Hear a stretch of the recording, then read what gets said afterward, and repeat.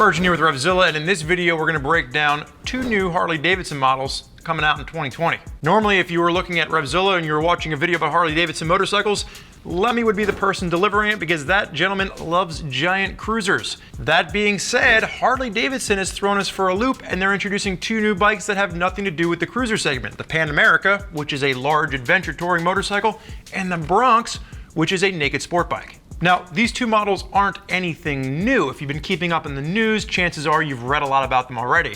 But what is new is I've recently seen the prototypes at IMS. Now, they're in glass cases, you can't touch them, you can't sit on them, but you can see what the prototypes look like. Let's break down the two bikes first and foremost, and then we'll get into my opinions from what I've seen. Let's start off with the Pan America. Pan America gets the bigger of the two engines. And remember, the Pan America is the adventure touring model. Gets a big 1250cc engine, claiming about 145 horsepower, 90 foot-pounds of torque. It should be a pretty fun motorcycle to rip around on. It's gonna have a TFT dash. Looks like it's going to have an electronic suspension, Brembo brakes. Harley-Davidson took their take on edge spoke wheels from BMW, so it's going to have tubeless rims, it looks like. The other thing I learned just from seeing it at IMS is that it is going to have a chain drive. So that's a step away from, a traditional belt drive that Harley-Davidson has been using, and it's getting to something that's a little bit more off-road focused. This is probably going to lean a little bit more towards the street adventure touring side of things. Now, I say that for a couple reasons. One, it looks a bit top heavy. Secondly, there's some components on it that they don't look sturdy enough to survive the way that I would probably be crashing an adventure bike off-road. It has this ignition coil on the side where the spark plug wire is coming off of it. I could easily destroy that in one ride.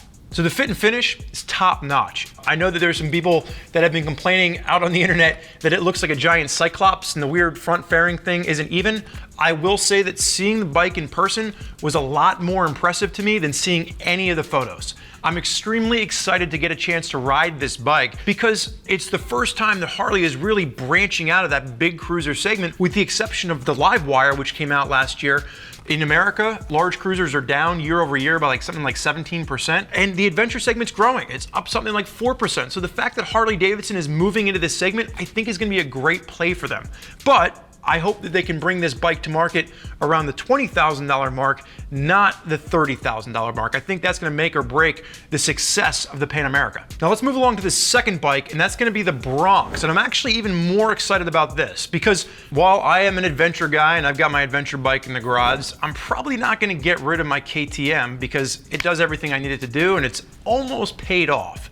However, I would be really interested in a naked sport bike, and that's exactly what the Bronx is. Now, the Bronx is going to use the smaller version of the same engine, 975 cc's, roughly around 115 claimed horsepower, 70 foot-pounds of torque, the perfect match of power for street riding. Looks like it's going to have adjustable suspension for the front and the rear, Brembo brakes, 17-inch rims, true sport bike rubber.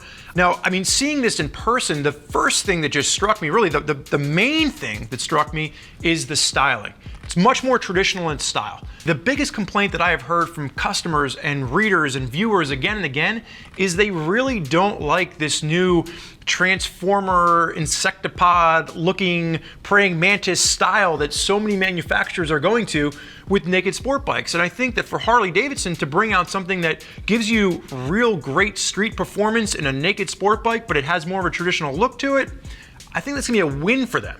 When we're looking at the American market, traditional motorcycles, which includes everything from naked sport bikes to the Triumph Modern Classic line, that segment is up like 20-something% year over year. It's one of the largest, it pretty much is the largest growing segment. So the fact that Harley-Davidson is moving into this segment, I think is an even smarter play than what they're doing with the Pan America. That being said, I think if the Bronx is gonna be a success, Harley has to bring it to the segment sub $15,000. So again, these are my thoughts just after seeing the two bikes at IMS. And keep in mind, they are prototypes, they're in glass cases, you can't sit them, you can't touch on them, but you can gather some thoughts about what these bikes are really gonna look like as they reach production form. If you haven't checked out an IMS show yet and you got one coming up in your area, I would encourage you to swing by, and keep in mind that RevZilla is there this year as well, so make sure you stop by and say hello to us. I wanna thank you for joining us as we discuss some of the initial thoughts of these prototypes and the two new Harley models. I'm Spurge.